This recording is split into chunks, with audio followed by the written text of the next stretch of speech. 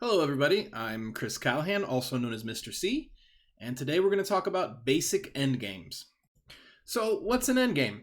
Well, basically it means the sort of position that you're looking at right now on the board, a position with not many chess pieces. There's a few pawns on both sides, a rook and the king on both sides. The board is very empty, and this is typical of an endgame. It doesn't mean just the end of the game. For example, a chess game can end pretty quickly, and if a chess game ended after 4 or 5 moves, that wouldn't be an endgame. The board would still be full of pieces. It's important to learn about the endgame because a lot of the things that we learn about the beginning of the game or the middle game, they don't apply in the endgame. There's 2 pieces in particular that really change completely, and the way you use them in the other parts of the game is totally different from how you use them in the endgame. The 2 pieces that change are the king and the pawn. The endgame must be the favorite phase of the game for the pawn because the pawn becomes very important in the endgame, much more so than in the other phases of the game. And the reason he's so important is that his one special power, the ability to turn into a queen, becomes much more important. Think about it this way. If at the beginning of the game you decided you were going to take one of your pawns and immediately run to the other side of the board, you'd have no chance to make it. All of the black pieces are waiting for you over there. They're not going to let you just run through. They're going to stop you, and you're a little pawn. You're not going to make it.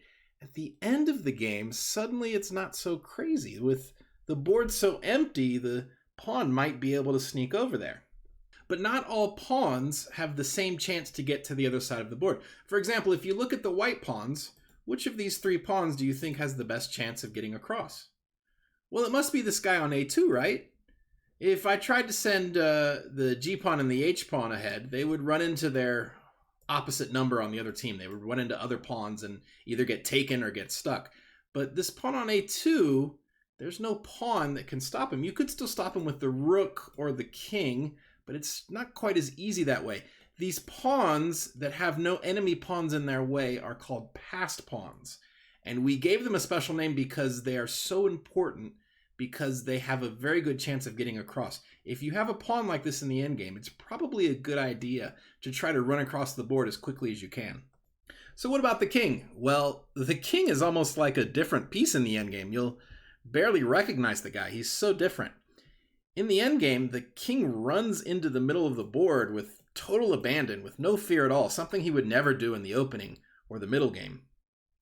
So why is the king suddenly so brave? Well, because the board is empty out. In the opening and the middle game, the king is afraid of getting checkmated because there's just so many pieces on the board and so many chances to checkmate him. But in the endgame, well, the other side doesn't quite have enough firepower to really put the white king in danger. If the king runs out to the middle, the black pieces might get a few checks in. They might chase him around a bit, but there's not a very good chance that he'll get checkmated. And this allows the king to be a little bit more aggressive. Another very important aspect of endgames are trades. When you want to trade and what you want to trade. Take this position, for example. What would you play as white? Well, there may be more than one winning move, but the move that I would play without much hesitation is Queen c4. So what's so great about Queen c4? Well, after the black king moves, I will take the black queen, and then the black king, of course, will take back, and the queens are off the board. And my life is so much simpler now. Things are so much easier. You see, with the queens on the board, queen endgames are complicated. You give these long series of checks, and the black king runs around a lot, and it's super complicated.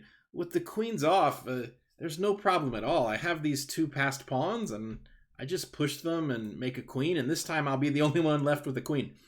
The principle you need to take from this is that when you are winning, you want to trade off the big pieces because it makes your life easier. It makes things so much simpler. There's less on the board, less that can go wrong.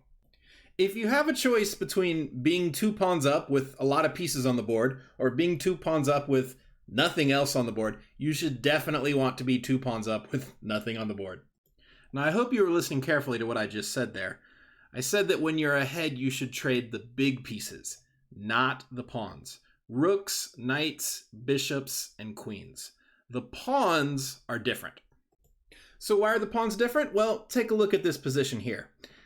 Black is winning. There's a pawn on each side, and black has a bishop, so that means that black is winning.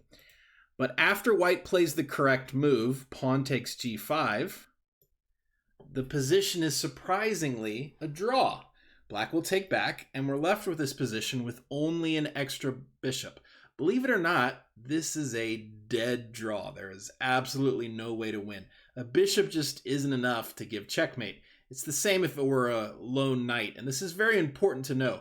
Having an extra bishop or knight is very nice, but if there aren't any pawns on the board, it's a draw.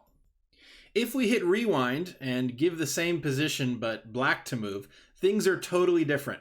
Black will play pawn to g4, and now these pawns are not getting traded off. They're staying on the board. And the extra bishop is much more important now because it means we can help this pawn go through and become a queen. Something that wouldn't happen if the two pawns had been traded off. So to recap, when you are winning, you want to trade big pieces. And when you are losing, you want to trade pawns. Well, I think that's enough for one video. I hope you enjoyed it. And good luck in your endgames. Goodbye.